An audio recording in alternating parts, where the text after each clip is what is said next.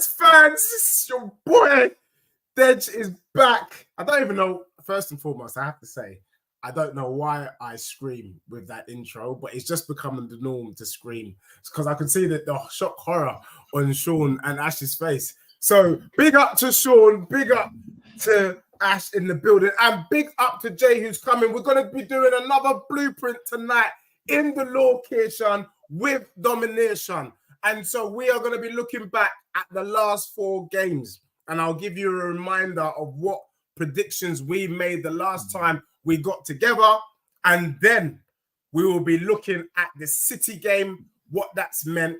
And then finally, in the location, with penetration and concentration, we look ahead for the 4 games. So big up to everyone that's locked in, locked on. Big up to everyone that will be tuning in later. And I'm going to start with you, Ash. How are you feeling, my brother?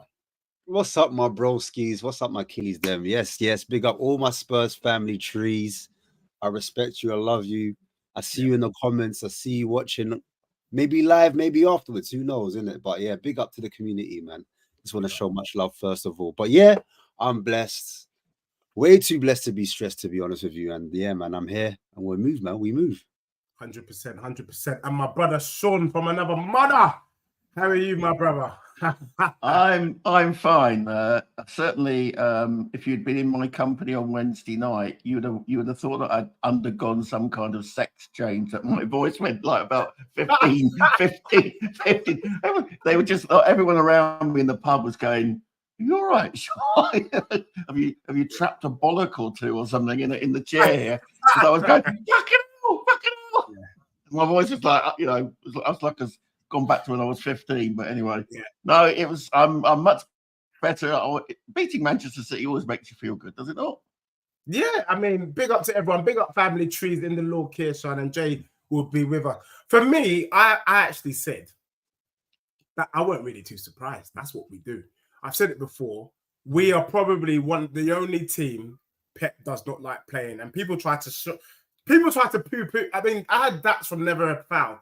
Poo-poo me when I told him earlier in the season, when I get that clip, I'm actually going to put something together about things I've said about Plymouth Argyle.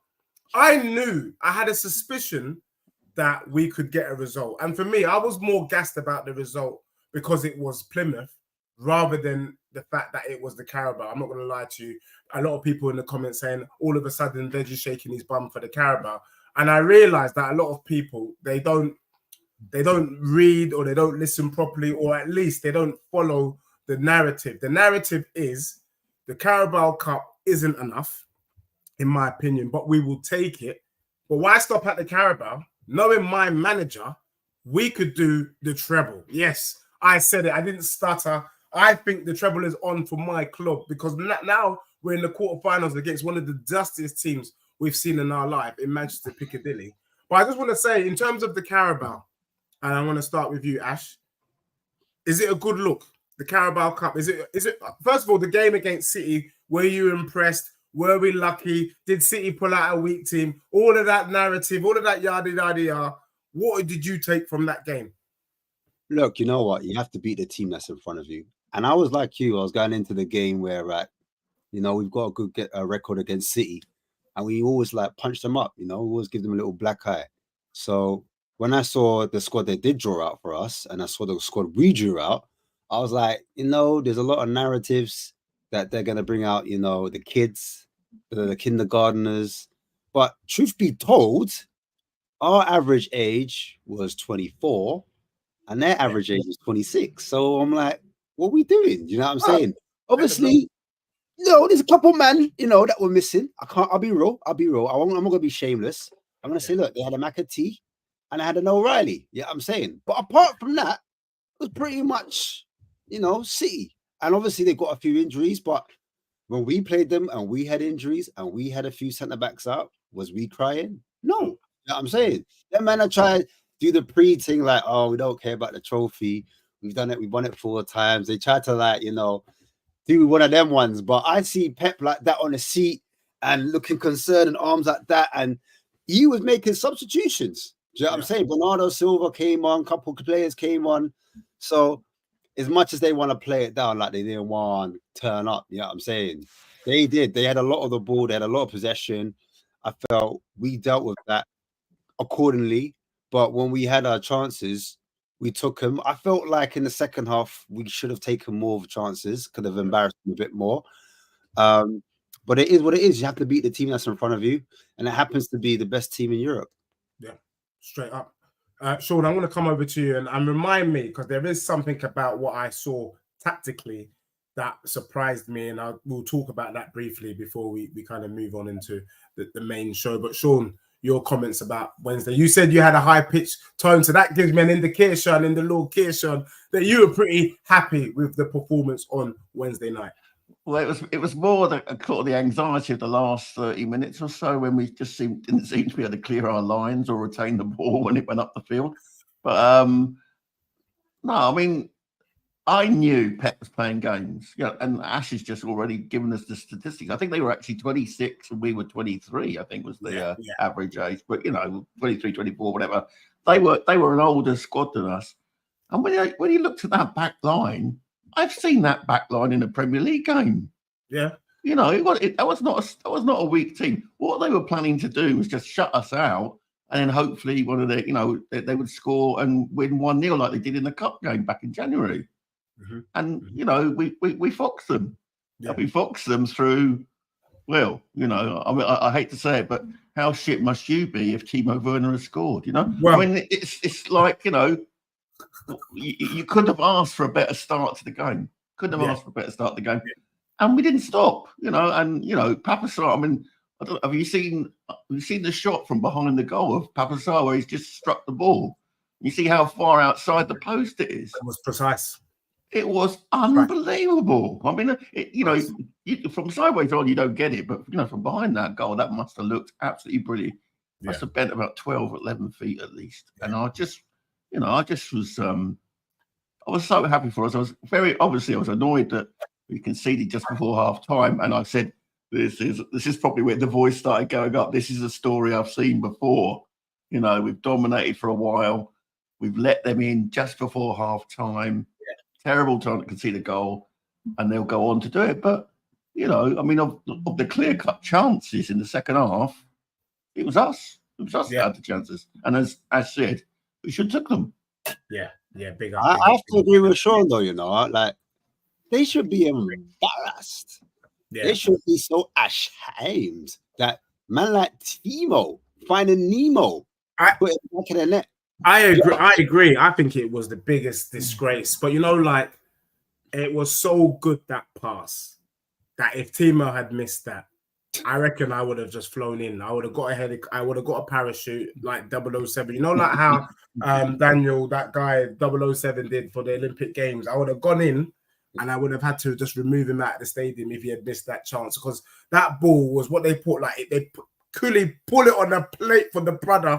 He couldn't miss. And I listened to him after, and I did feel quite bad for Timo, because you can see his confidence is down. He was looking down, and he was really kind of hinting about the fact that he does have a lack of confidence in front of goal. I hope if we can just give more opportunities like that, he can go on a run, because he does do something. Sean's been trying to tell me he does do something. I'm like, yes, I can see the runs, but it's got to be more than that. But the thing I noticed that I want to touch on and allow Jay to come and big up Jay locked on, is we played this kind of counter-attacking football, which ain't Postecoglou's style. And kind of, if you want to say it, we did the same sort of tactics against Palace. Is that an adaptation in the location? Is what I'm basically asking. A lot of Tottenham fans were like, he doesn't change it. Postecoglou, he just does the same domination in the location with no penetration. But really, the last two games, we haven't done domination in the location. So is there a switch there, a tactical switch coming from our club? I'm going to say, Ashley. What's going on, boys? I was everybody. So yes and no, because this adaptation had already happened when we played City at the end of last season. Hence why Van der Ven lined up at left back. As in, he knew that if he knew what he could do to damage City.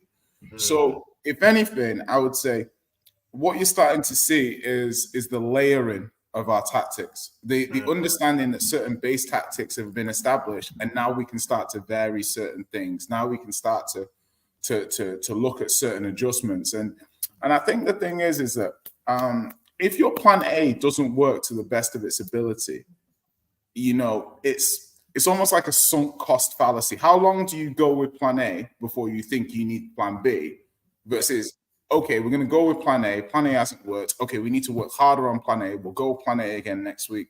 Okay, so it's that's the way I've kind of always looked at Ange. I've never been like, he's messing up. I very rarely look at Ange and think you've tactically got this wrong. Almost never, because if you're trying to impose yourself in a certain style of play, I think game state is game state, and this is the sort of game that actually gives me more and more confidence in the vision and the team, because when I've had concerns about Spurs out of possession. So my main concerns have been, how do we look out of possession? Can we be compact? Can we, like you say, play on the counter? Can we do all of these things? And because you're a front foot team predominantly, you might think it doesn't exist, but it exists, but we don't show it. So, for example, when we played Brentford, a lot of the characteristics you saw against City actually existed in that game. It's just people will be like, oh, our attacking us. No, it was like Brentford had more possession. They played a little bit, and we were able to hit them on the counter. So looking at the team like that, I say that a lot of the time we actually are playing teams that want to play lower blocks against us and try and counter us, who want to give us the ball, or we're pressing back. And I think versus Man City, it's one of those opportunities, like against Brighton to an extent, you can hit them on the counter because they're going to play relatively high and they're going to try and press you. So yes, I do think Ange has shown tactical alterations. I just think that this specific alteration, we kind of had a glimpse of it towards the end of last season.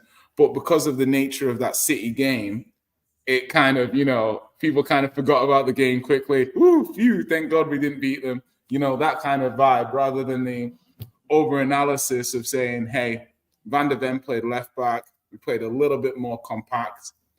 When he brought on Bentancur and to play alongside Bazuma, you're basically saying we're playing with a back four with two City midfielders, and Kulu can kind of run about a little bit. So yeah, I was impressed. I enjoyed it. I thought it was tactically well done, but I think we've seen glimpses of it earlier this season and towards the end of last season.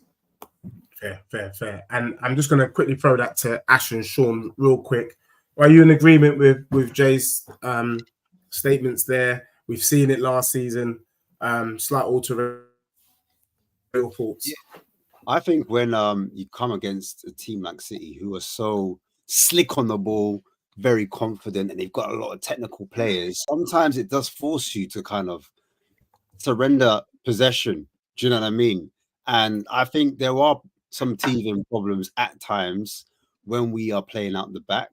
And I think that's where we kind of lose control a little bit.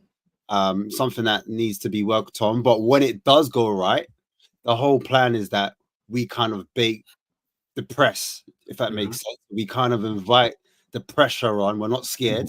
We're fearless.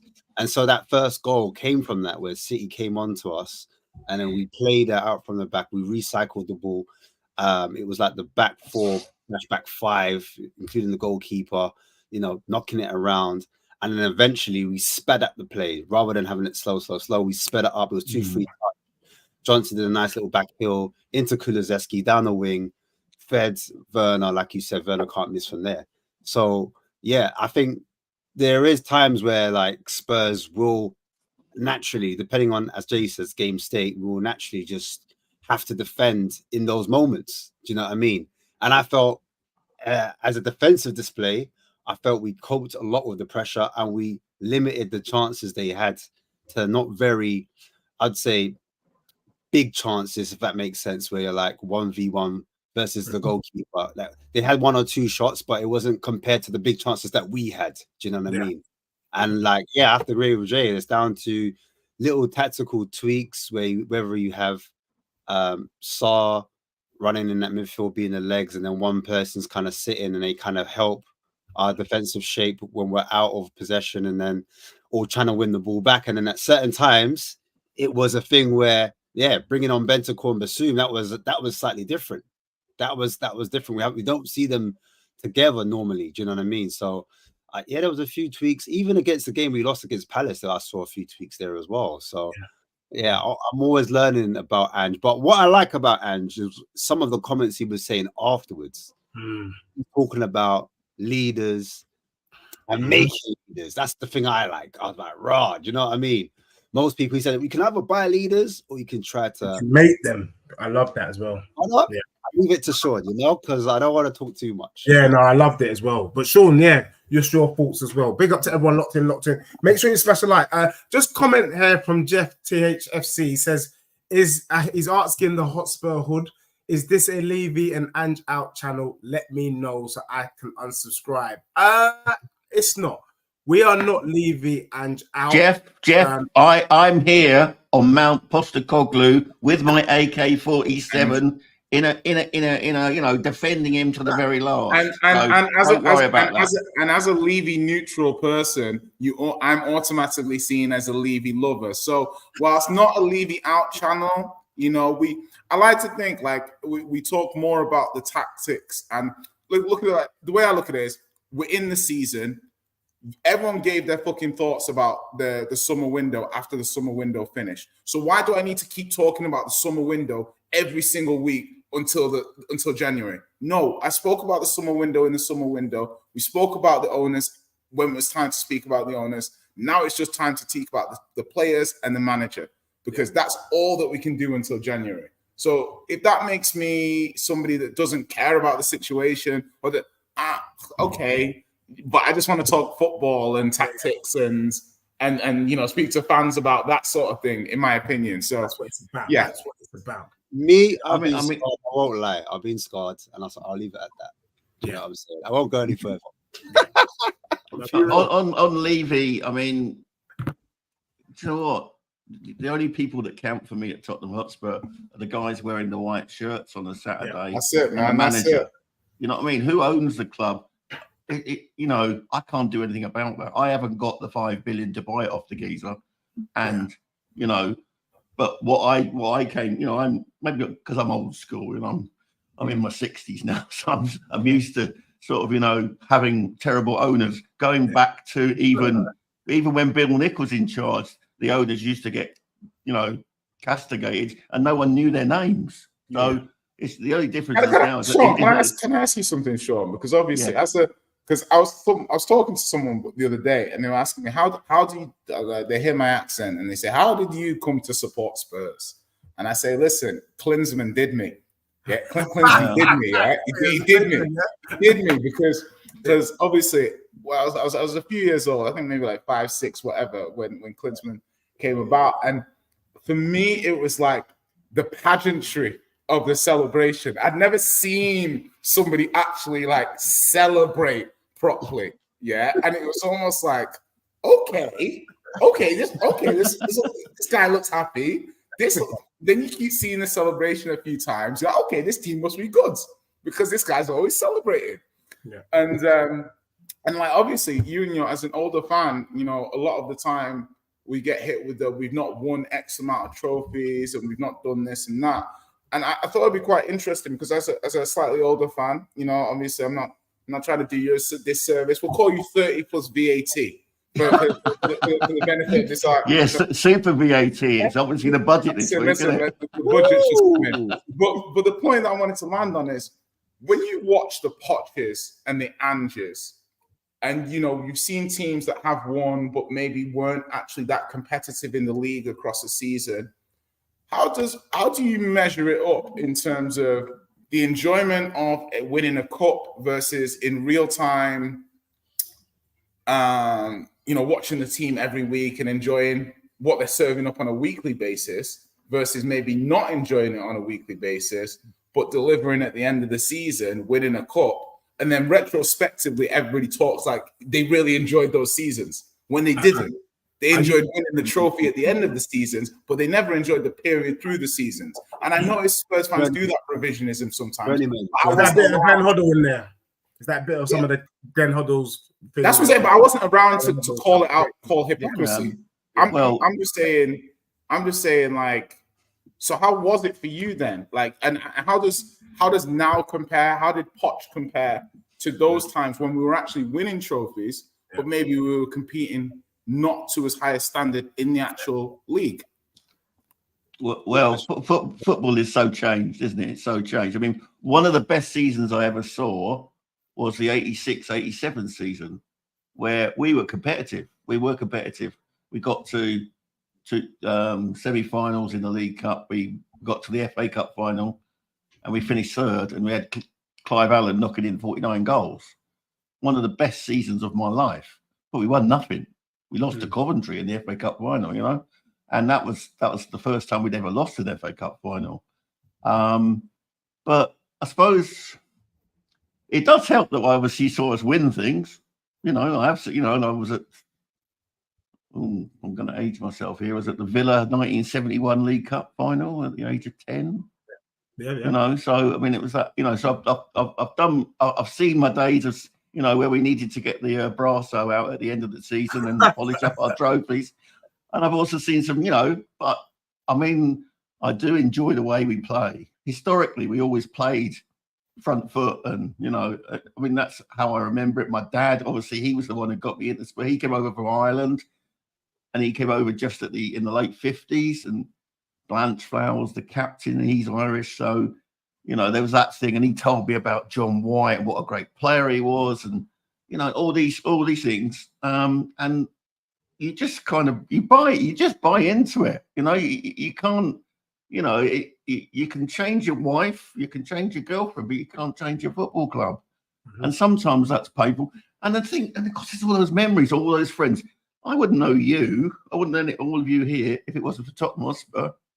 And, you know, that, and most of the people I've met through Tottenham Hotspur, you know, I consider them friends, you know, and you can't, you know, you just can't beat that lifetime's worth of memories and, you know, achievements. You know, even, you know, traveling back from Leipzig after getting trounced in the Champions League, pissing rain in Germany. But anyway, under Mourinho, oh God, forget. Anyway, so you have the hard times, but then it makes those really, really good times. It makes those cup wins really, really special. You know, so and how many teams win a League Cup, and it's the first time thing they win, and then they go on to be, they get to like it.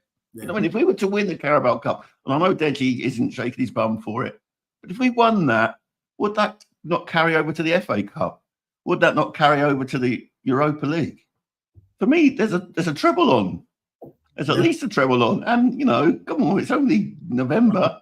The league isn't decided in November. Why not? Tell Arsenal about that. Yeah. Why not? Big up. And Jay, just to add, I know the question was directed at Sean, but when you do look at the good old days, as it were, and the way we played football, it's akin to how we are playing when we do domination in the location with Ange. Do you get what I'm saying? I guess the difference with Ange at the moment is, where are we going to finish? The odds are, if Ange lives up to the expectations that we have of who he is, what a manager, outstanding manager. And I think someone mentioned it. I think Marlon and Sean mentioned that there's some undercurrent of racism towards Postecoglou, in the sense that they're not giving him the respect because he's Australian and Greek and that sort of stuff. But really and truly, this is as good as when we're good. That makes sense. I think, the one thing I would add into that is more like that sometimes, and I try and show empathy, logic, like try and be objective when I look at the points that people make about Ange. And sometimes if you haven't, it can be difficult to show faith in somebody if you feel like they haven't seen it. Like, you know, Pep comes in, first season, finishes, I think third or whatever. But because it's Pep, you know he's going to come good. And sometimes that inevitability doesn't exist when you don't know what's coming. And so almost it's like a leap of faith. And me, I've always been a positives first, glass half full kind of guy. Like, nobody can ever change that because it's just the way I'm wired. And a lot of people, I think, would look at it in that kind of way, and they're gonna objectively say, well, you know, I'm gonna say, well, I think that the club is X, and I think the manager's why? And I don't. And sometimes you just have to have faith, you know. And faith is one of those things that I always say it's like confidence, and it's reps. And the more reps that we get under Ange, the more confident people will be in the team, because you're going to see what the floor is. So last season I was like, this is the floor, let's see what the ceiling is. And when I watch the teams and stuff, and when I hear people talk about, I don't think Ange is this and I don't think Ange is that, I always think to myself, well, comparative analysis. Let me look at other teams and let me look at what's going on there. So somebody might say, oh, Villa's owners are great.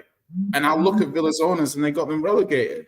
Or, you know what I mean? And I'll be like, okay, cool.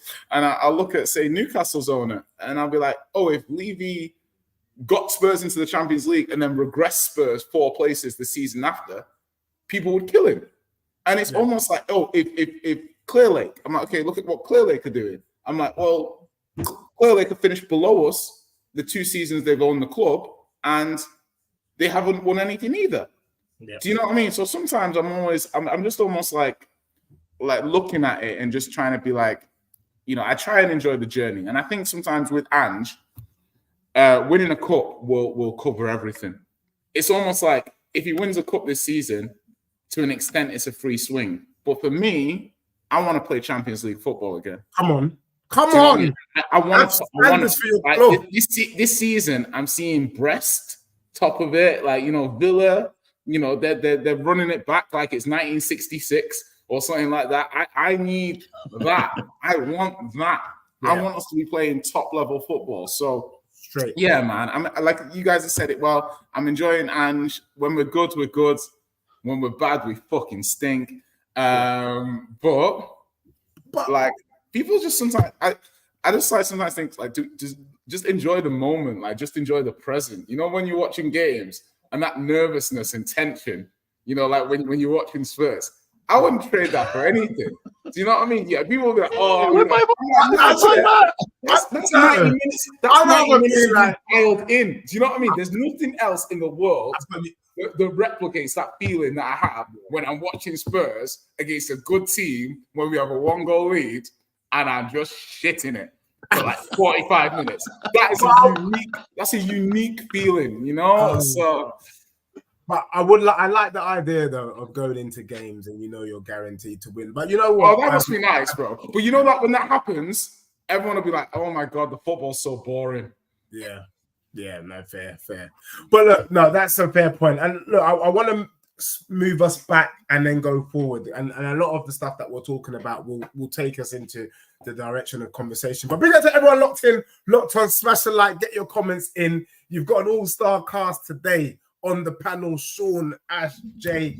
It's not often that you get 4 of us in the room on the internet. So big up to everyone locked in, locked on. I want to look back and remind everyone that in the last blueprint, which is done every 4 games, there were some wild predictions. I had Mr. Box Office on here. Mr. Box Office, for his sins, he was absolutely bang on. He predicted that Spurs in the next 4 games, reminding you the 4 games were United, Brighton, Palace, and West Ham. Mr. Box Office predicted 6 points. Sean and Ash predicted 8 points.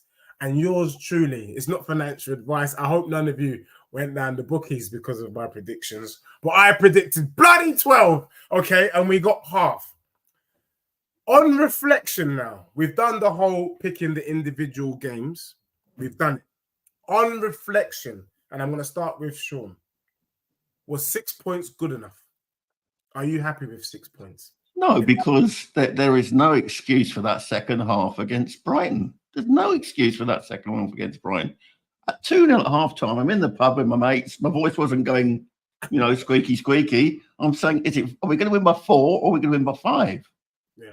And then, like, that second half, that 18 minutes of madness, you know, I mean, you know, no wonder Ange looked stunned because, you know, you were so good in that first half.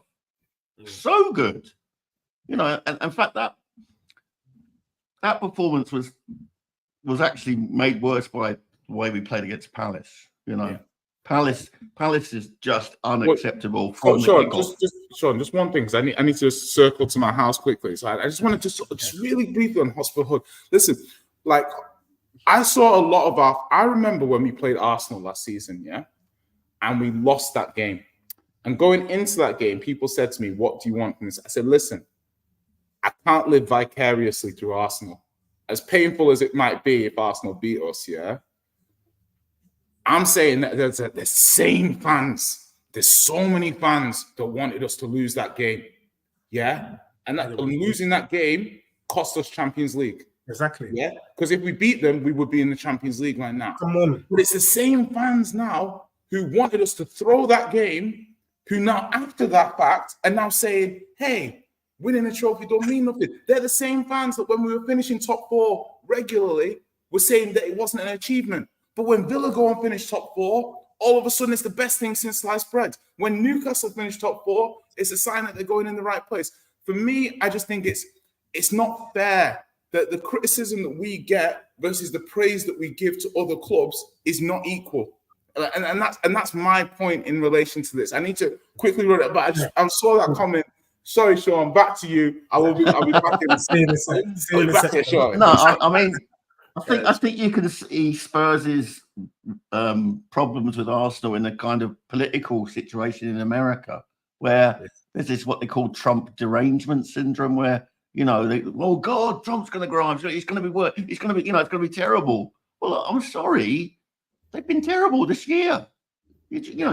I'm sick and tired of looking at my phone and seeing bits of bodies, and that's under this, so don't get, but the trouble is, I think Ange is trying to change the mentality, and I'm finding it hard because I'm a 63-year-old who always wants to hate Arsenal and wants them to lose in finals and what have you. I'm finding that hard. But I think what he said again in that City game last year was right. Win it yourself. Do it yourself. Don't worry about them. Win it yourself.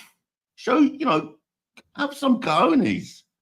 And I think, for a club that is, I think I said this to you before, Ash, that the club has kind of stood still since November 2019.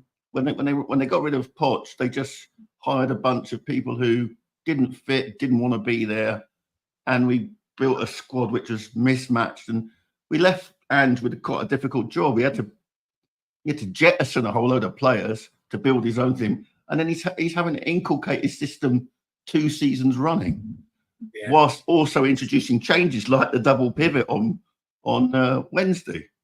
So it's and he's got. He's managed at the World Cup. He's got the same licenses as anyone else. He's seen everything. He's been coaching since he was a kid. He coached his school team. He's not some no mark. And I really feel that there's an agenda, and it stems from the ownership. People want the ownership to go, and I understand that. I can understand that.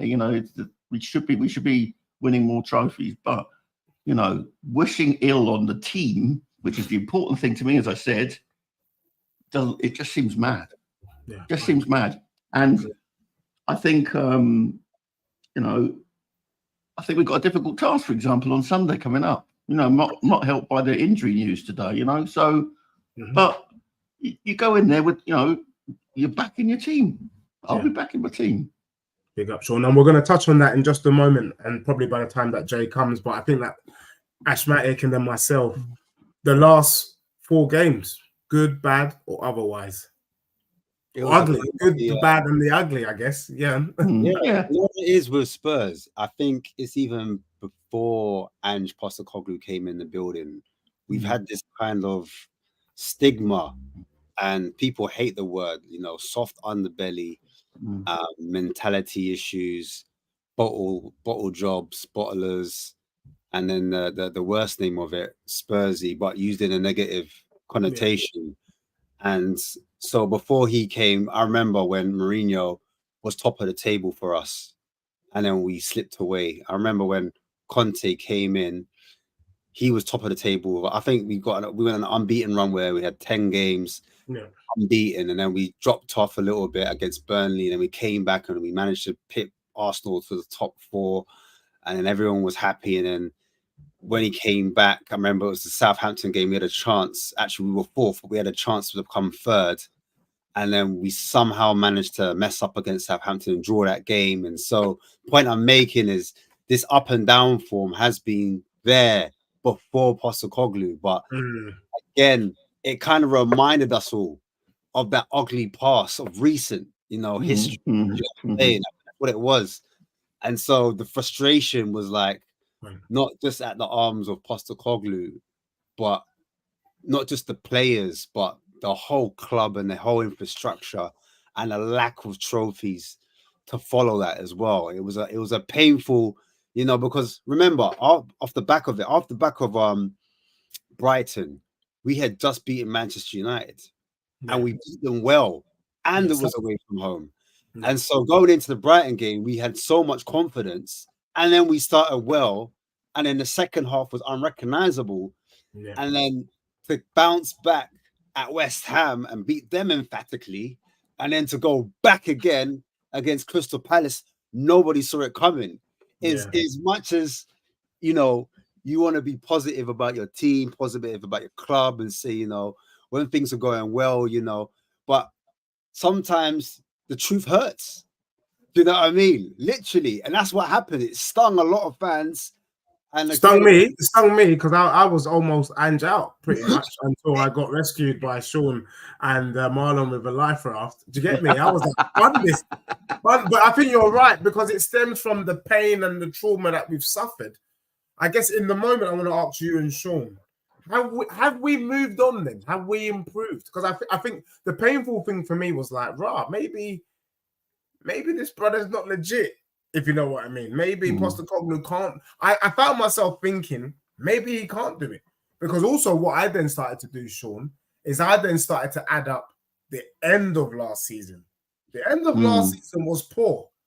And then really and truly, we've carried on with that poor form into this season, because 4 defeats in 9 is not good by any. If you want to challenge for Champions League football, which everyone who knows me knows, I'm all about Champions League. Me and Jay, we agree on that point.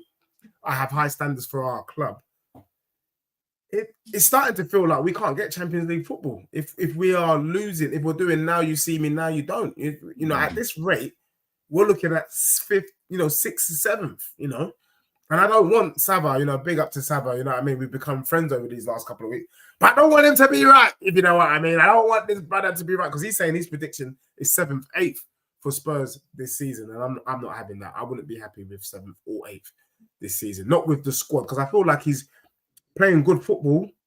And he's actually amassed a decent team. That team, for me, can get top 4. People look at Chelsea, people look at Villa, people look at Newcastle, shake their butt. This team is good enough to get top 4. But yeah, I don't know your thoughts. Yeah, I mean, the trouble is when you sort of like you throw in last season to this, and you pick a arbitrary point last season, you're dealing with a totally different squad. You're dealing with players who are no longer there. You're dealing with, a completely a new broom that's gone through the club. And we might disagree about whether that broom was sufficient enough and what we brought in is good enough. But we've gone for young players, and I think in Bergvall and Gray and others that we brought in, and also coming through our academy, that we're going in the right direction. I do feel we're going in the right direction. I love, I live, as you know, just outside Glasgow. In 1967, Celtic here won every domestic trophy and the European Cup. The European Cup, we've not won that, right? And all those players came from within 25 miles of Glasgow itself. Wow. I would love, I've said to you before, I'd love, our team to be populated with guys from Enfield and Edmonton and Welling and, all that. But it's not the way of the world. But I believe in this manager because I've seen him up here. I've seen him bring players, you've never heard of, and he's turned them into their household names in Scotland. All right, fair enough, but they're still doing it, and he's been gone to 1.5 seasons.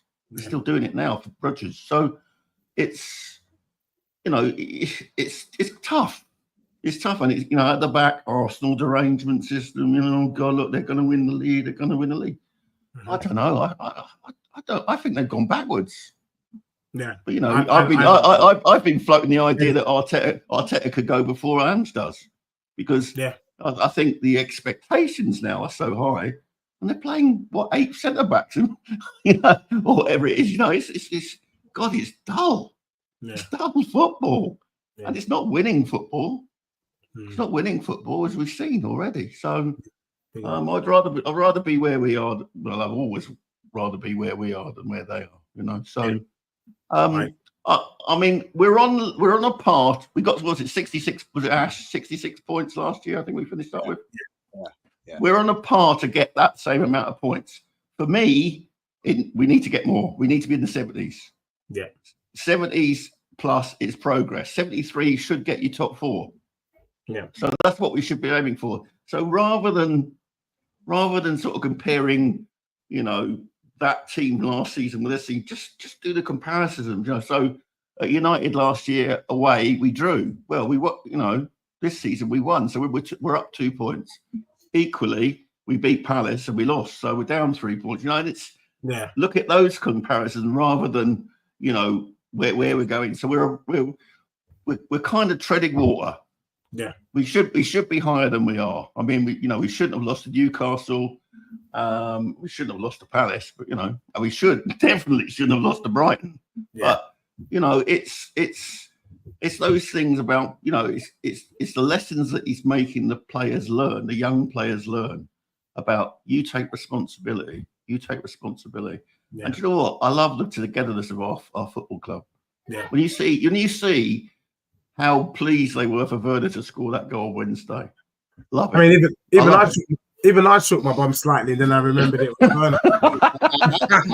on my channel, it's not. He's they don't even name him. They say number 16. So Really, they don't even name it. Oh no, I'm not that. I mean, I'm bad, but I'm not that bad. You know what I mean? Ash, for you, Same question. Is it have we made progress? Big up to Sean though for being so real. I love that, Sean, because I know you're one of the fans I always say is super positive about Spurs. But I like how you did that. I trust Postecoglou. I love what he's doing with the team, but really and truly, we should be higher. And that's basically the bottom line. We dropped points. Weren't games where we were played off the park. In fact, I would go as far as to say we deserve to lose against Brighton because that second half was dusted in Tutankhamun. And we deserve to lose against Palace because we didn't do anything. For all games prior to that, we should have got something from it. We should have beat Leicester, should have drawn with Arsenal at least, and we should have drawn or beaten Newcastle. Had that happened, I don't think you see the outrage that we're seeing now. But Ash, over to you. Yeah, I mean, I'm quite similar in terms of ambition of you guys. I want my team to actually challenge on all fronts, but coming off the back of the window, and this is where I had concerns basically because we got rid of Højbjerg, who's a season pro, like it or not, for the last 2 to 3 seasons. He was a starter for us. He didn't suit Ange Ball, but when he did come on, he was a different profile, in my opinion, of midfielder to what we have. And at times that would allow us to, I would say there was a level of control in certain games when he came on in the second half, and we could see out games, and he kind of added a different type of skill, and it helped covered when Bentancur wasn't there. Now Bentancur is there and Højbjerg's gone. We also lost Skip. Now Skip's not my favorite player. I don't think he's an Ange style player either. But again, another season pro, we lost out on him. And he's another and Ash, while you say that, caused us problems with the Europa League squad as well. Yeah. Right then. Okay, cool.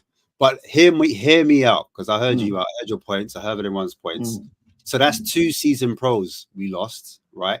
And then, like it or not, everyone's divided on this, is Lo Celso. Now, Lo Celso, for me, there were certain games when he came on, he turned up. there was games like West Ham and Aston Villa last season that we lost, but I thought he was playing well, and then he was dropped. Then when we actually sold him, just to fast forward, I won't want to badger on about the sell, because some people hate him, some people love him. For me, it's another third senior player that has Premiership experience, and he's a Premiership level quality player. Whether you think he'll get us to the top 4 next level, that is debatable. That's an opinion. So coming into the transfer market at the time, because you spoke about, you know, getting the young players in, I have nothing against getting young players. In fact, I was really excited to see the young players come in, especially pre-season. I thought the young players were doing bits. Yeah, I'm saying they were getting on the ball and they were showing promise. And I was like, I want to see these young players integrated into our squad throughout the season. I want to see them blooded in, which they are. My issue and my concerns at the moment is when we are against the Kosh, when we're not doing too well, I don't see those younger players bedded in. And I'm now starting to think, does Ange really see them as actual viable options to come off the bench and change games and help with the team pushing forward? Because I'm looking at it like he's bringing on Richarlison, he's bringing on Bentancur, or if it's Basuma, or if it's a Sarr, or if it's there's other players that are coming in before them. And now I look to that window because they said to us as a club, the club are very happy to stick with these young players because they think they suffice to help us push on for that top 4 challenge. Because as I had to say to the beginning, that my ambition as a fan is quite high, and I wanted to get past, you know, that top 4. We finished 5th. I wanted to push on, and I was looking for players that could not just replace those senior pros, but excel them. You know what I'm trying to say? Take us to another level, or at least, you know, competition for that starting 11. So maybe Basuma has to worry about his place. Maybe Maddison has to worry about his place, or whoever the third midfielder is, they've got to worry about place. And said before that season, and I hate to go back, but when I was watching the World Cup, he was talking about certain players. I was like, raw. I just like players I like, technical players, quick players, because we're more dangerous on the front foot. If you want to play attacking football, front-footed football, that is the area you need to invest in heavily, in my opinion. Like, I could be wrong, I'll put my hands up. So when Dom Solanke come in, who I like, do you know what I mean? And I do hear a lot of people questioning him because in that final third, you need someone that's clinical. I didn't see him as a clinical forward, but I do like the fact that he drops off deep. He's like a Roman striker or a shadow striker, a player that can jump in at 10 at times, and he can help with build up, and he's really good at being that focal point at times. But I thought Ange said that he needed forward players, wide players that to add creativity, and that's where we were lacking. So when I came into that with that mindset, and we didn't get, and I remember Ange was banging on about Gallagher. Whether Gallagher was my guy, I didn't think he was techy enough. But at Chelsea, I saw what he did, and I thought, you know what? If I'm going to critique Sarr, I think Sarr needs to get more goals, more assists, which he's doing at the moment. So my hat goes off to him. Do you know what I mean? But if I wanted the player to challenge a Sarr, Gallagher would make sense because of his profile. He gets around the pitch, covers a lot of ground, hardworking, but also can find a through ball and score goals, etc., etc. I remember Ange bang on and saying, "No, I want that player. Didn't get him, senior player. Obviously, he went to Chelsea, blah, blah, blah. Sorry, he went to Atletico for whatever reason. Then I'm like, all right, cool. Eze. Didn't quite get Eze. All right, cool. Neto. All right, Neto. All right, cool. Didn't get Neto. Cool. Boom. All right, so who's the next player? Now, I've got no problem with Odegaard because I think profile-wise, you've got one winger that likes to run in behind like an Mbeumo, forward attacking, like you know what Johnson and Werner are meant to be, but in front of goal, they're ruthless. Boom. So I'm like, final third, attacking. That's what I'm looking to push on from 5th to 4th and push on to win a cup. Because when you get into the cup semi-final, finally, you're more likely to face like a Chelsea, an Arsenal, or a Liverpool. And that's when you don't get many chances like we did against Man City. Those chances we created against Man City fell to Richarlison, fell to Werner, and even Kulusevski had a chance. I thought. I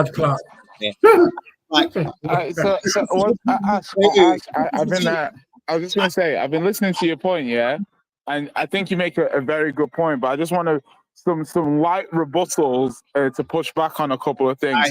One, okay, so if we're now playing twice a week, and we were only playing once a week before. Right, Now, correct. do you not think straight away you've got a certain level of, okay, what is balance to finish 5th and go far in cup competitions? Then you have to look at the squad could be better, but we're being stretched, or it could be more practical for what Ange wants, but we're being stretched much more than we were last season when we went out of the cup competition in the first round and we went out of the FA Cup in the first round, more or less. So essentially, the squad's being stretched more. That's correct. Yeah. In terms of the youth and things like that, why can't it be on the flip side of Ange thinks highly of certain first-team players? We can talk about the players that aren't playing, like Gray and Bergvall, but the whole point of saying that youngsters are good and players are going to develop is that players get better. So when you say someone like Sarr, whose role was not as prominent as it should be, now he's a first-team player, seen as a first-team player, and he should deliver first-team performances. Last season, he was a youngster developing. You see what I mean? So now Sarr's a first-team player in comparison to last season, yeah? So I'm looking at it now. So I agree with what you're saying. We've lost experience in Højbjerg, Lo Celso, things like that. But what we're also doing is you're creating pathways for other players to become very important to this side. You're looking at players like Bentancur and Maddison, yeah? No, but the thing is if you can make an argument that Bentancur and Maddison don't start in the first 11. Yeah, you can make an argument. You can say it's going to be Bazuma, Sarr, and Kulusevski in the midfield. That leaves Bergvall, Gray, Maddison, and Bentancur as bench options. Yeah, so then you can say, okay, that's it. Those are strong bench options. You see what I mean? So it really depends on how you perceive it. Yeah. And that's my point in terms of, for me, the bigger criticism is, did Ange overrate the first team? Not, oh my God, we've let this guy go and that guy go. I don't care about that. Do you know what I mean? Players are going to come through. We tried to buy Jacob Ramsey. I'm not about them going. I'm just looking for, and it's not even just the midfield options. I'm talking about the wide forward.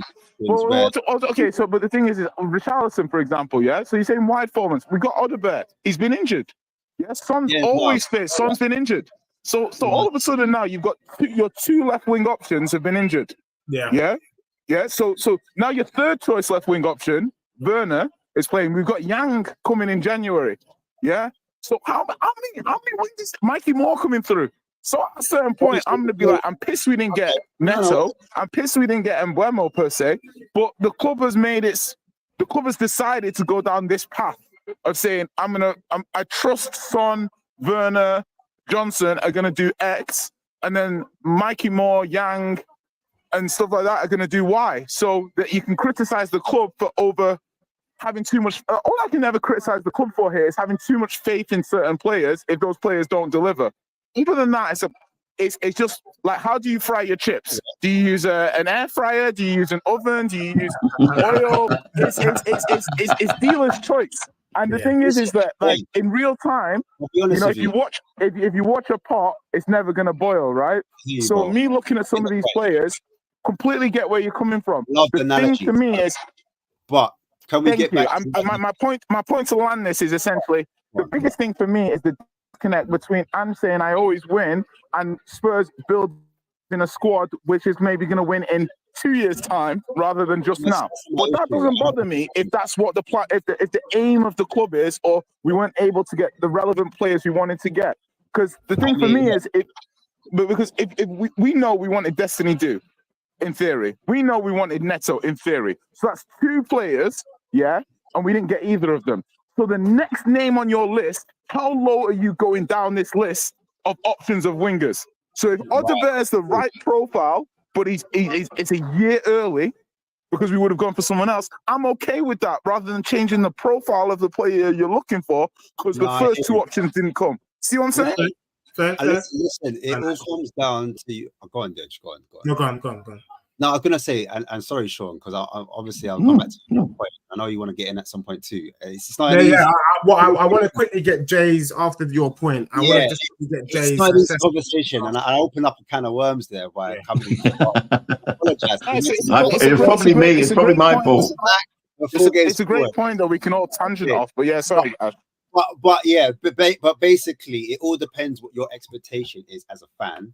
And all I've done is adjusted my expectation, because when me and you were doing a show, bro, we were looking at Rafinha's. Our head was in the clouds, bro. Like, we were looking at those ilk of players. Clearly, the club didn't have that type of not ambition, but didn't have the same kind of ideas on players as maybe I did. Now, if I'm going for Odegaard, I've got no problem with Odegaard in terms of profile. He's more of a technical, dribbly type of winger compared to like a Johnson, like I was saying, or a Werner, who's a running behind type of forward. Do you know what I'm saying? And there's nothing wrong with having one profile like that and another profile like that. Do you know what I'm saying? Yeah. And the thing I'm saying is, when we're looking at competing against some of our peers, and I'm thinking, oh, can we take it to the next level? I had an expectation when we were linked with a Neto, or we were linked with a Doué and an Eze and a Gallagher, and I was like, all right, cool. So can't get that one. Who's next? Yeah. And I felt like we kind of like said, okay, cool, we're going for Odegaard, who I think needs to be supplemented with someone a bit stronger. Do you know what I'm saying? Like someone that's a bit more like an Mbeumo type of player that can put the ball in the back of the net. So I've got like, if you've got a Bergvall, can I supplement him with another midfielder that has the quality that I think, Basuma comes off, or Bentancur comes off, or Sarr comes off, and he steps in. Do you see what I'm trying to say? Just to take us past that fifth metric, or if I want to win a trophy, which I don't mind a good cup run. I'm not saying Ash wants quarterfinal, like his standards are low. I just look at what I think the squad's capable of, and I adjust my expectation. That's all. That's all it is. And I don't think the squad at the moment, look at it, being so up and down, that we can push past that kind of fourth place, if that makes sense. I look at us. Can it even let me be bad? You know, I predicted Spurs to finish third, you know, because I love my club. But you know, sometimes I find myself questioning whether we can get top four. I'm just being brutally honest. This is all I'm saying. But I don't want to come across as negative Nancy. I'm just looking at the reality, especially that Palace one. The Palace one really shook me to earth. It really took me back. Do you understand? Because that Palace, like, come on, Palace. Look, quite a man. But the thing, but Ash, this is the thing. Like, you let the narrative run away from you before the Palace game, like we all did. Like, because none of us really looked at the data to see, hey, Palace are only losing games by one. Like, Palace have been in some of the games. Palace actually went to Chelsea and drew. We got away from that, and we were just like, we have to win this. And it's a terrible defeat. And I agree, that was the most sobering defeat, because you'd think after the Brighton second half, it wouldn't happen again. But you know, we're not so good, and this is to me, it's a check on you. I never talk about players' quality. You'll probably notice that about me. You'll never hear me saying X player is so good or X player is so good. You've never heard me say that in any stream, because once you start doing that, the level of expectation. I saw our fans do it with Udogie. I saw them do it with Van der Ven. I saw them do it with Maddison. Actually, remember what I was telling you about Maddison 2-3 months into last season? I was like, I have reservations about this dude, about X and Y. Do you know what I mean? And to me, when I look at it play out, there's a lot of good teams. Spurs don't exist in a bubble. Yeah, that's right. Good teams in the Premier League. Yeah, so maybe there's teams better than us. Maybe there's teams that are going to be more consistent than us at over 38 games this season. It doesn't make us crap. It just means that they're slightly better than us at this stage in time, and that's okay. I'm saying, you know what I mean? I'm saying my expectation as a fan. That's my final point. Just adjust. Go on, Deji. That's it. Go on. That's all. Yeah, no, look, I think the points are all valid, and I think this leads into this next segment, which is the predictions. What everyone's been here for. Tottenham's next 4 games. It starts off this weekend against Villa. Then I think, according to the badge here, we've got who after Villa? Galatasaray. We've got Galatasaray. Premo. In the Prem, we have. Let me just double check. Sorry, we've got Ipswich. Then Man City. Then Man City, and we'll find out what the real Man City is saying. Yeah. So based on everything, I'm going to start with Shaw and go to Jay, then Ash, and then myself. Based on everything that we've said so far, based on our expectations, based on what we've seen, based on reality. Hitting and slapping us in the face against Palace on the weekend. what does the next 4 games look like for our club in terms of points? What Because was, I'm not what, going to lie to you. what was the game after City? Sorry, The game after City is Fulham. Fulham. Fulham home or away? It's Villa, Ipswich, City, Fulham. Now, Wait. It's Fulham home I or don't know away. how I can. We might have to do head and heart here. What does your head tell you? No, hold on. It's Fulham home or away. Sorry, guys. Fulham's home. Fulham's home. on Okay, Saturday. cool. Got it. Sunday. Thanks. Yeah, it makes a big We difference. might have to have 2 predictions because I've got one that my head is telling me based on what I've seen the last 4 games, and I've got one that my heart tells me. Do you get what I'm saying? Take it with me now. All right, cool. Yeah, so I might have to go Jay first. Sean, do you Okay, need time? I'll go first. I'll go first. I'm going 10 points.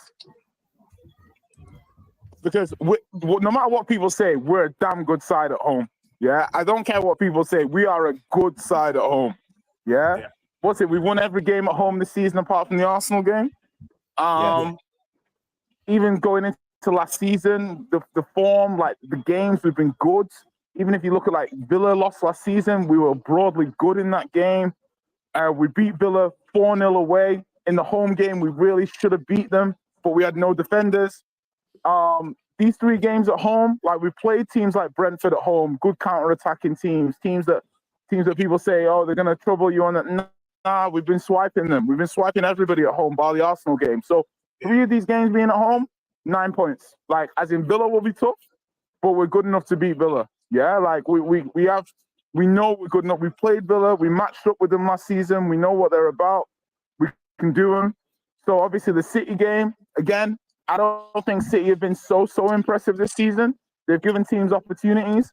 They come out and play against us. We'll be playing them on the counter. The game might resemble Wednesday night, but obviously with a higher quality of player against us. I see us being able to potentially take a point. I definitely see us winning our home games. Maybe we lose the City game, but I'm going 9 or 10 points personally. Hey, that's what I love. Jay coming there, setting the tone. I'm not going to lie to you. Spoiler alert. I might be on the opposite side of the spectrum. I won't say why, but I've been hurt by my club. Sean, come through, Sean, come through. So you did say heart and head, yeah? Yeah, heart and head. Yeah, my heart says we're going to get 10 points. 10. We're going to win our 3. Yes, with my heart. 3 home games, and we'll go to City and annoy them again by taking a point away from the Etihad.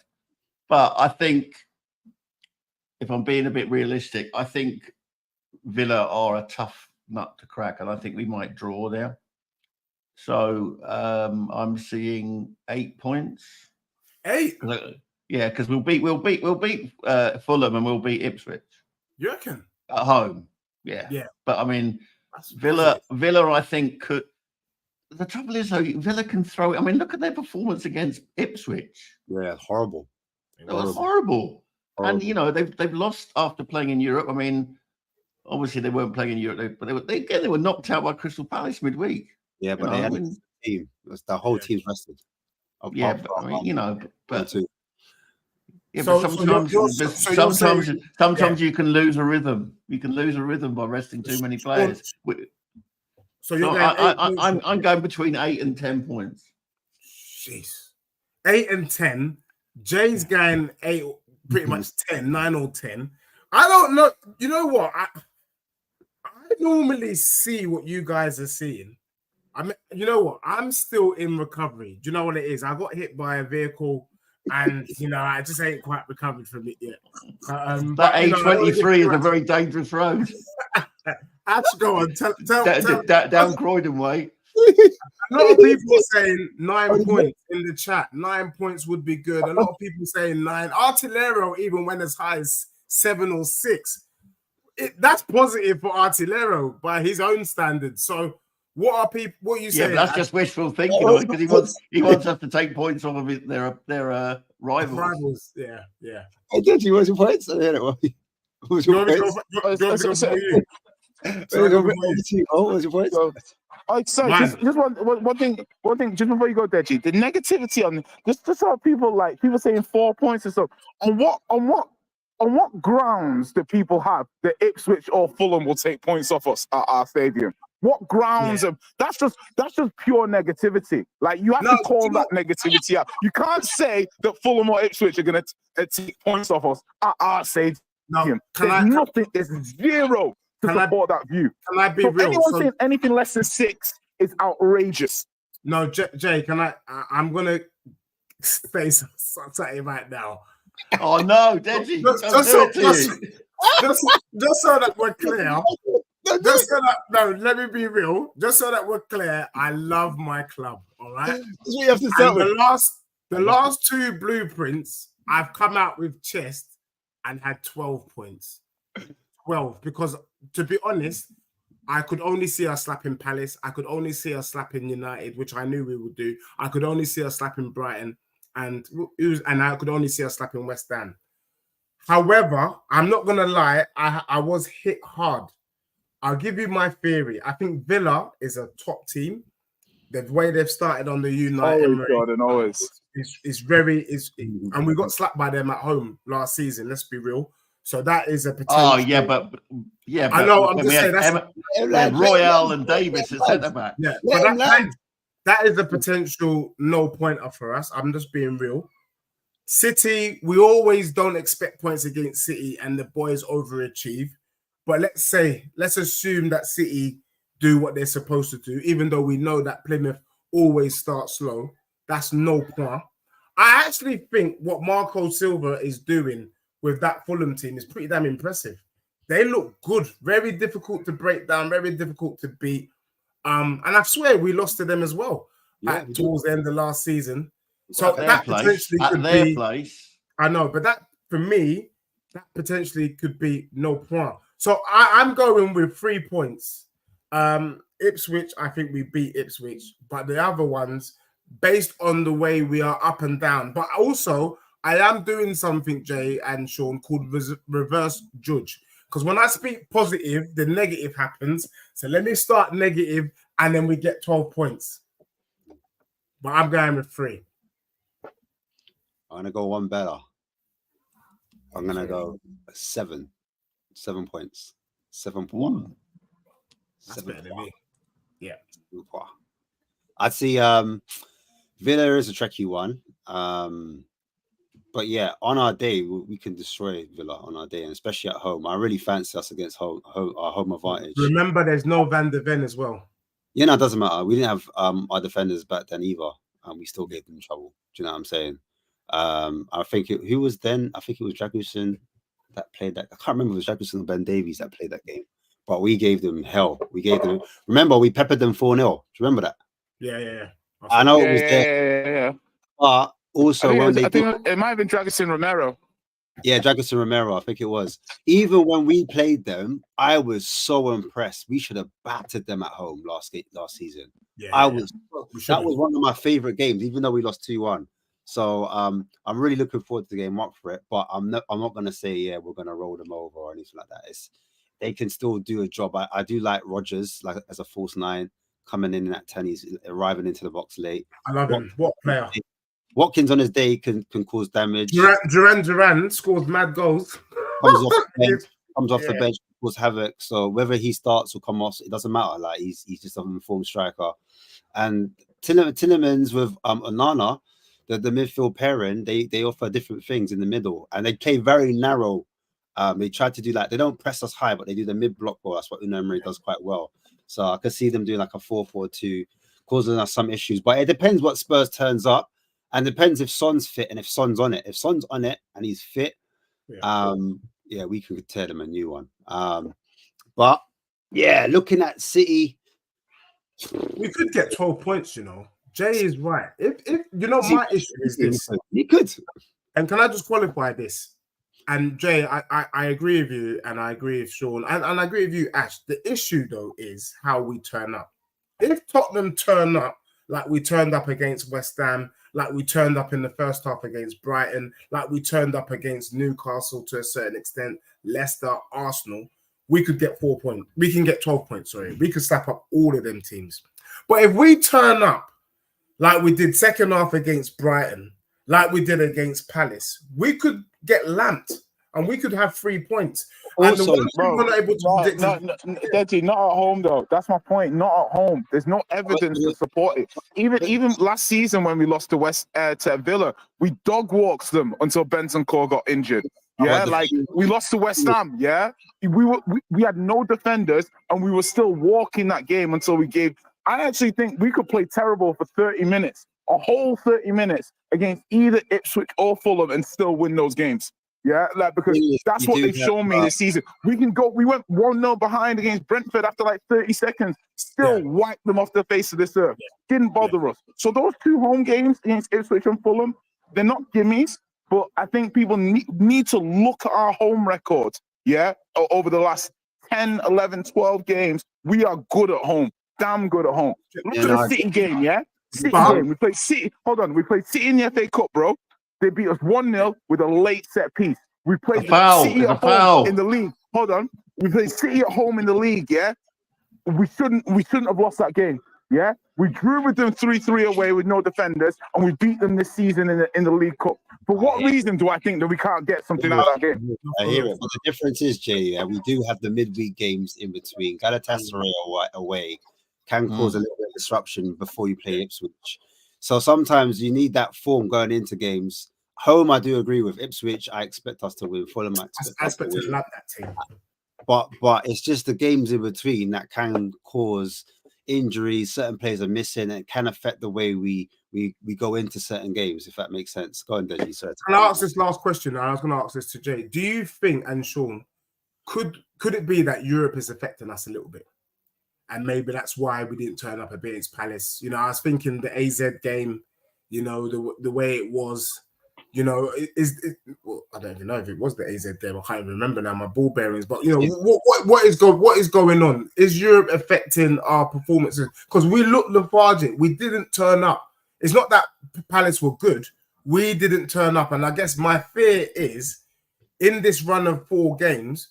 You know, if we don't turn up against Fulham, even at home, they slap us. To be honest, in my opinion, and you know, and Villa this weekend, if we don't turn up, having had a big game, because whether we like it or not, that game against Plymouth was quite draining, in my opinion. Do you get what I'm saying? Does that have an impact on the lads?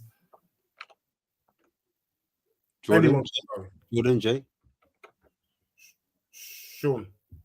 All right. Well, yeah, I mean, I think it's well documented. The Thursday, Sunday is a tough ride. For some reason, you know, more so than the, you know, Champions League, you know, midweek to the weekend. It's a tough ride, and I think it was harder to beat Alkmaar than we maybe gave them credit for. Yeah. They had a very young side who ran us about ragged, much as City did on Wednesday night. You saw at the end players collapsed on the field. You know, at the end, I mean, Solanke had to be picked up, and had to pick him up off the floor at the end of the game. You know what I mean? So it's you know, it's a tough shift. It's a tough shift being an Ange player. You know, I've seen it up here, as I say, with Celtic. You know, players would be done in at the end. You know, it helps when you win, of course. So it always helps when you win. Yeah. So yeah, I mean, I can't deny that it may be a factor. But you know, and Galatasaray for me is our hardest game left in Europe in the group stage, because it's away, because it's, you know, they love playing against an English team, and you know, the Davison Sanchez revenge story it's on. You know, hell no. Anyhow, he pulls out some. He's a goal scoring centre back in Turkey, mate. He's a goal scoring centre back. Scored at the weekend there. Hell no. So big up. So we got. Yeah, I think you're right, Deji. It has an effect, but you know, I think City will. You know, that's why I'm a little bit less confident about going into Villa on Sunday, because we had to use every ounce of energy to win that game on Wednesday night. Yeah. Now big up. So Jay's saying 10 to 12 points. Ash is saying 7 points. Sean has got 8 to 10. You said 3. I said 3, man. Based on not that. I want to say 12, but I need to see more from the man then. I was impressed. I said that Postecoglou had to win against Plymouth on Wednesday. He got the win. I was delighted with that. But I'm just nervous that if Villa win, we beat Villa. Does your expectation change? Do you know what? I think if we beat Ipswich, there's a whole new blueprint next week, Ash. if we beat Villa Ipswich, then my view. If we beat Villa Ipswich, my view will change. However, there is a question from Harish here, who says this, and Jay's gonna fall off his chair.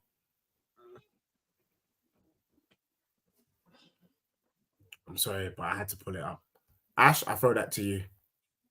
Nah, come on, man. What are we doing there? That's so reactionary. That's the problem with the I don't want to say it, but listen, we just need to be measured. Like, if we get an L, you know what I'm saying? We just need to kind of say, look, live in the moment, and then the next day you clear your head and think, all right, what's the next game? What are we going to do different?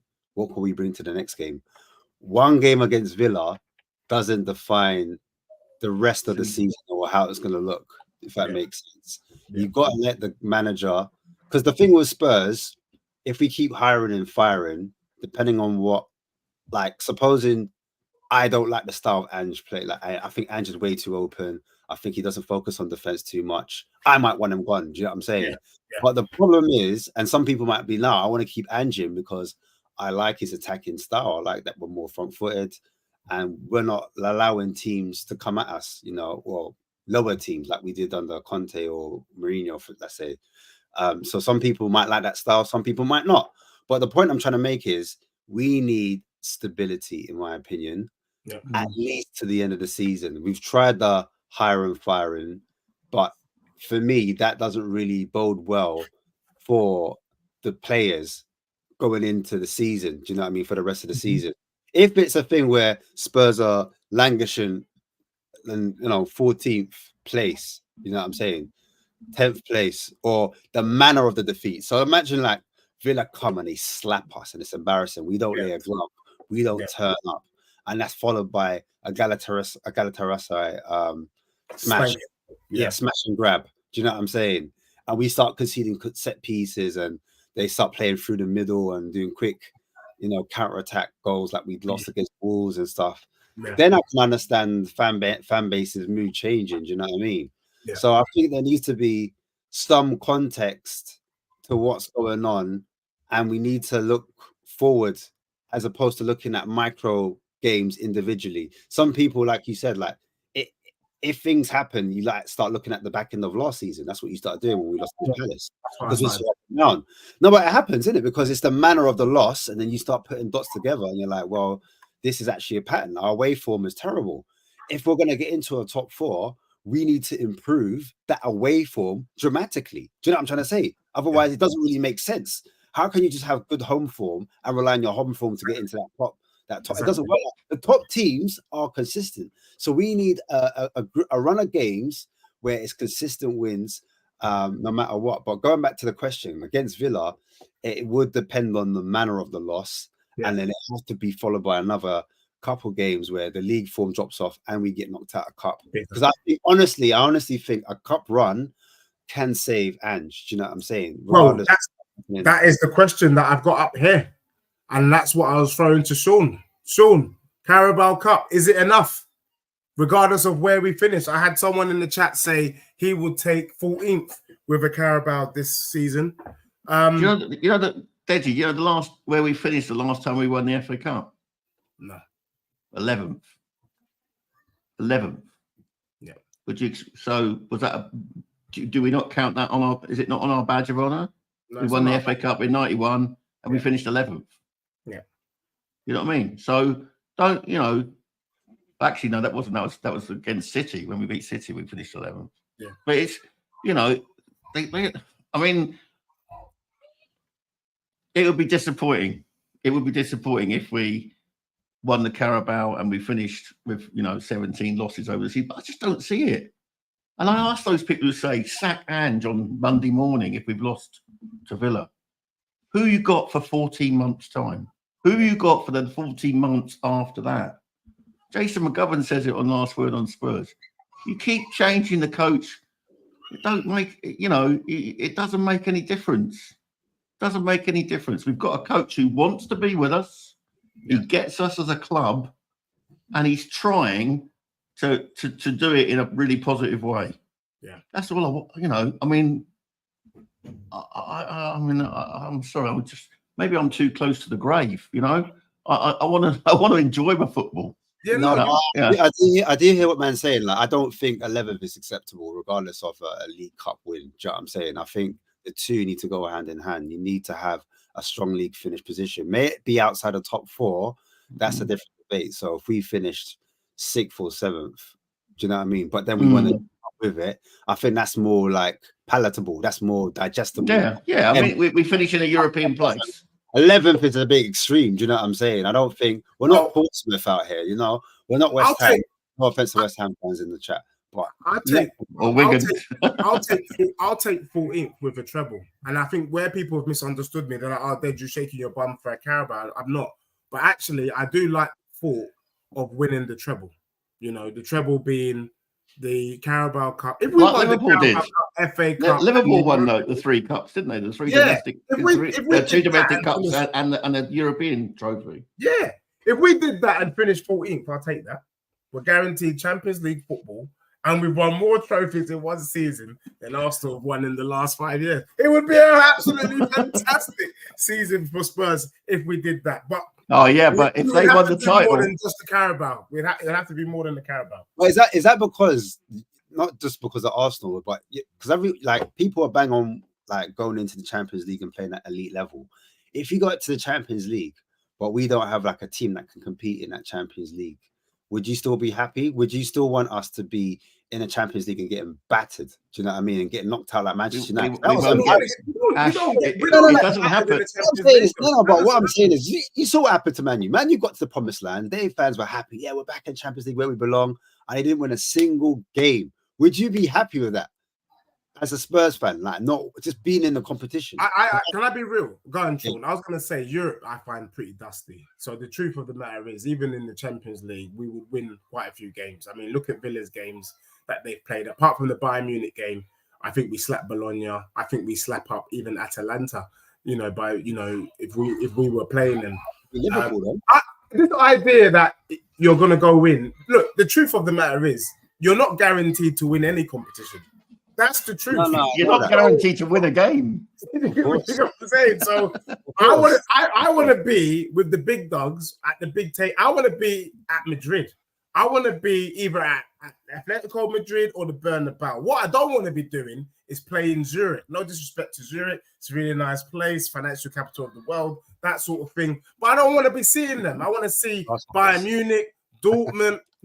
I find Europa League, I found every game pretty boring. AZ was dry. I mean, dusty. I couldn't name, apart from Black and Decker, who tried to take out all of our players. I couldn't name anyone else. I thought the game in Hungary was pretty dry. I thought the rubbish. I don't want to be playing this opposition. I want to be playing PSG. You know what I'm saying? I want to be playing. Are you happy about Galatasaray then? Because Galatasaray, they've got Cardi, they've got Oshiman. They've got they're a team. They're more of a Champions League team, aren't they? Yeah. They're in the Champions League quite regular, so I don't mind that. But and when it goes to the knockout stage, it will be just like a Champions League game. Because the teams that are going to get through will be good teams. You know what I mean? There's good teams in our competition, You've got after Galatasaray, there's Roma, and then there's Rangers. I mean, don't talk to me about Roma. That's a bit of a heartache for me because that's my Italian team, and they are dreadful. Yeah, they are pants. So hopefully we beat them, right? And then Rangers. I hope we slap them up.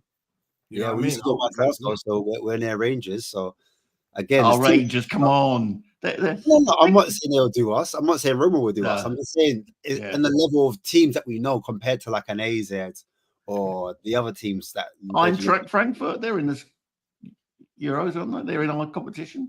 Good team. Yeah, no, I'm saying to the teams that we played before. I mean, the teams that we played before where Deji said he was bored. I'm saying now, coming into it, we're going to play Roma.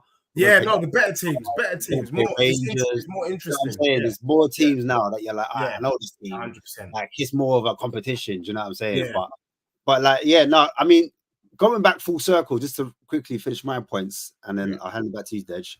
I'm just saying, look, I would prefer if we were going into a Champions League through finishing high on the table, if that makes sense.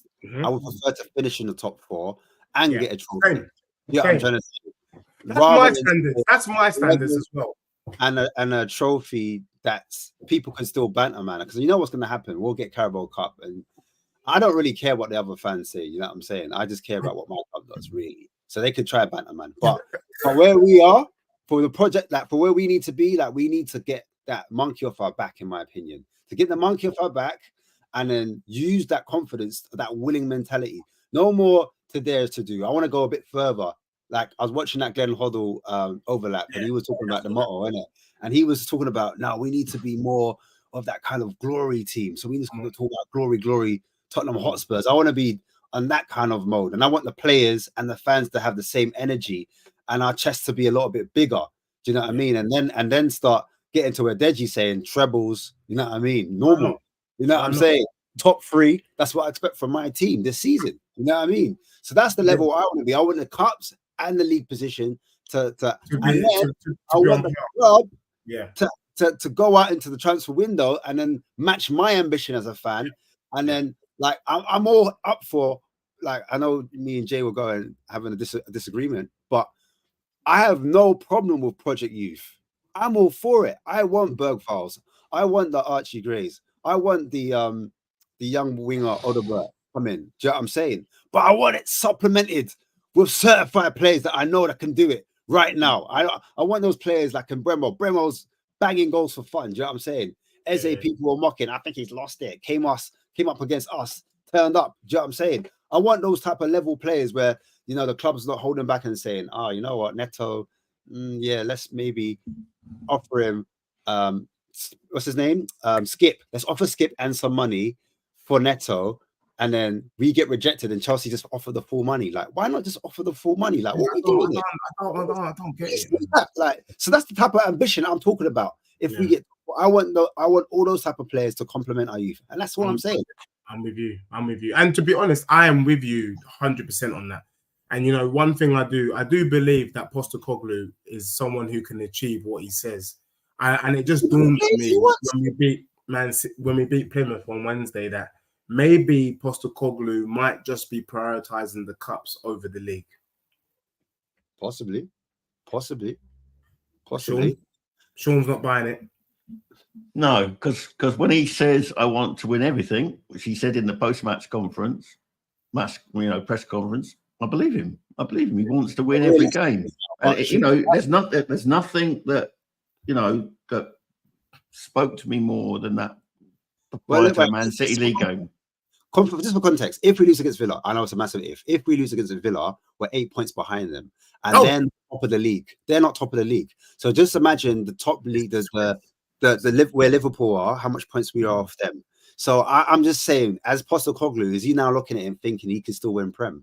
I don't particularly think that. I'm not saying he's not gonna not prioritize the league. I've written that off already. The Prem. I'm not saying he's not going to still prioritize the league more, but if he's talking that winning talk, then the reality is the trophies are the route to look towards, if that makes sense. Hence why he but he said he wants to win every game. Winning every game from now to the end of the season doesn't guarantee that we win the Premiership, does it? No, of course. But I'm saying the way he played a strong team against City would indicate that he's taking the cup seriously. Because if he was like looking at the Premiership now, he would be like, I can't risk Van der Ven. I have to play a Ben Davies with a Romero or a Jagerson with Romero, balance it out. Because if I lose Van der Ven, that's going to affect the Villa game. Do you see what I'm trying to say? So he wouldn't have taken risks like he did. I felt like he went like 7 to 8, 9 players that were first teamers more senior. So that said to me, actually, he's taking that competition seriously. He's not really looking at Villa. He's looking at the right here, right now. Do you know what I'm saying? And then he will deal with Villa. Do you know what I'm saying? That's how I was looking at it. Whereas before against Fulham, where he switched it up, it was like, yes, we've got Fulham, but I've got a whole squad. I've got to rotate. And, you know, he's doing that kind of political thing. Do you know what I mean? But he was just in the door. It was just in the door. No, I hear you. No, I'm just putting context because he could have paid the B team. He could have done the B team against a City. and that's what I was expecting. But then when I saw him field a strong team, I was like, oh, I agree. I was like, he is taking it more serious than last season. Last season he didn't take it serious. This season he did, and I think because of that defeat against Crystal Palace, he had to. Had we beaten Palace, I think he might have chilled a bit. Yeah, but true. That defeat there was like rotting. Like we are off it in terms of the league. That's highly prioritized. But he's probably sending messages to the players all the time, though, isn't he? Through his selections. You know, Maddison didn't even see the field on Wednesday night. Yeah, he didn't. Do you lot just to end off? Do you lot think? Because I know you got to do the preview, Dej. Do you think Maddison will feature this weekend? Do you think it'll be Kulusevski, Sarr, and Basuma, or do you think it will be the old school three with Maddison? Was that say Kulu? Sarr? We're gonna go 4-4-2. No. So then you know the midfield three. He's got to drop. He can't play both. If that's what you're asking. Do you think he can play both Maddison and Kulu, or do you think he drops and reverts back to that kind of stuff? He's got to drop one of them. I think the City game showed us, and the game against West Ham has shown that. I don't think Pape Sarr has had a start this season, apart from in the Prem. I think Pape Sarr's got to start, really and truly, and I think maybe Madders or Kulu sits out. I just think it's a bit clunky there. I think we're better with 110 than having the 2 10s. That's the impression that I'm getting in terms of balance. Yes, because we need legs. None of these brothers have the legs to cover the ground that Sarr covers. Unless you want to put Madders on the left-hand side and swap him for Werner, which I wouldn't mind at all, personally. Everyone's saying that. And that's just this a long time ago when I did like a little. But remember before, I know everyone loves Kulu in the middle, but before when it was balanced, remember when we had that 10-game unbeaten run, it was Sarr, Basuma, and Maddison in the middle. And on the right, we had Kulu. Yeah. And then we had Son. And that team was working. Actually, Son was up front. And then I think we had Johnson at times on the left. Do you know what I mean? That's what we had. Have you noticed, though, that weirdly, Kulusevski's been playing more wide than Brennan? Brennan's been doing the inverted thing. Yeah. And so I'm like, so you can play wide, right? I don't know. I feel like I don't know why that's working. It's weird. No, but you know what it is? Is sometimes they swap over. And I'm saying if Kulu does start right, and the people are like, no, I know people are saying, no, don't put Kulu right. He can't play right. I'm saying you don't have to be married to the right. You can still drift. Do you know what I'm trying to say? You can still drift off. I'm just saying you're starting right, but then you drift like how you was before when you were in that midfield position. Do you know what I mean? And then you maybe allow a pathway for Porro to do the wing back thing, run over, and then the back 4-ish, 3-ish, which would be a Doggy, not Van der Ven because he's injured, but whoever plays left side of centre back and Romero turn into 3 when we're in possession. That still gives us pitch coverage and protection. Do you know what I mean? And they take turns. So 1 minute it's Porro wing back, then the other minute it's a Doggy wing back. But you always have like a constant back 3 when we're in possession, if that makes sense. So it allows Kulu still to roam in field and act as an extra midfielder and cut in on his left foot, and then he still allows all the other players to work in like, it still gives us balance. But what do you think? What do you think, bro? What do you think, Sean? Like, who's our best midfield 3? Because I've been talking a lot. Yeah, and then we have to wrap because I've got a preview in 5 minutes. Right. But okay, I don't think we've got a best 3. It's horses for courses. Yeah. I mean, there are games where Maddison and Kulu can play against weaker, against Villa. If you assume midfield 3, that's what I'm asking. But I wouldn't pick those 2 for Villa. No. Who's your 3 then for Villa? Who's your for Villa? I would go with Sarr, Bentancur, and Kulu.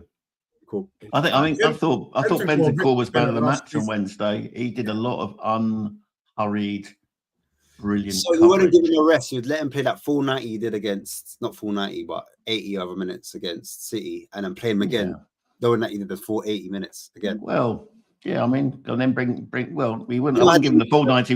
We bring Basuma on in the second half. Because he had the knee surgery. No, but he played a good 70 to 80 minutes though, isn't it? Mm-hmm.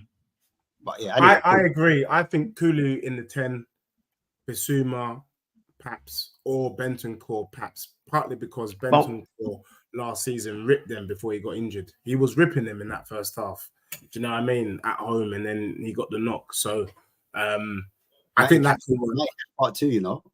Yeah. My concern is if Son doesn't play, we're done for. Brent, you know what? I hardly saw Brennan on Wednesday, you know. He hardly touched the ball. No one's picked up on that. I was like, bro, he's playing. Where has he been on the bench? He started the game. Did you see Matt Selhurst? I didn't see him. I couldn't find him. I didn't see him. He's not on the bench. Woolward. I couldn't find Jenkins, bro. I'll be real. So it's a bit mad. But anyway, we move, man. So yeah, it's gonna be interesting. It's gonna be interesting for sure. But big up Sean for being here. Big up. All right, you're welcome. We chopped it up for 1 hour 35. We were meant to chop it up for 55 minutes. It was a good conversation in the location. And big up Jay as well in the building as well for showing love. Ash, just quickly, what have you got coming up? And then Sean, and then I'm gonna let people know. I've got my bed coming up, bro. Just relaxing weekend now. No. Real talk. I've got Villa. I'm doing a watch along with Villa. You're catching on. We are. And then yeah, man, Tuesday we'll chop up again. But yeah, man, I'm about, man. I'm around. So yeah, man, we'll link up. Good show, man. As always, big up Sean. Always love coming on the show. Tuesday, Wednesday next week. Midday. Sean, what you got coming up, bro? Nothing online. I'm having to.